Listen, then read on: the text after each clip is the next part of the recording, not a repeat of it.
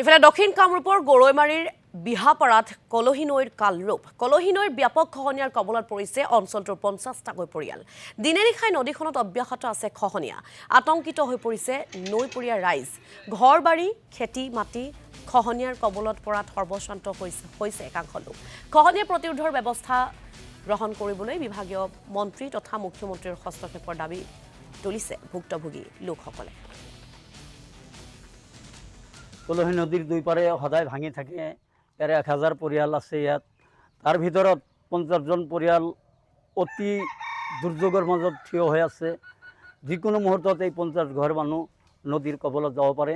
ইতিমধ্যে মোটামুটি 1 সহস্ৰ জমিন নদীয়ে উটুৱাই নিছে। মাননীয় আমাৰ সন্মানীয় ৰিকিবউদ্দিন সাহেবক ৰিকুৱেষ্ট আগতেও কৰিছোঁ, এইবুলিও ৰিকুৱেষ্ট জনাওঁ তেখেতৰ থ্ৰুদি মহামান্য মুখ্যমন্ত্ৰী সাহেবলৈ আবেদন জনাওঁ যাতে আমাৰ এই গৰীব পৰিয়ালক লক্ষ্য কৰি নদীৰ বান্ধ দি আমাক যাতে সহায় সাহায্য কৰি অসমৰ নাগৰিক হিচাপে আমাক জীয়াই থাকিবৰ কাৰণে আপুনি সহায় কৰিব বুলি আপোনালৈ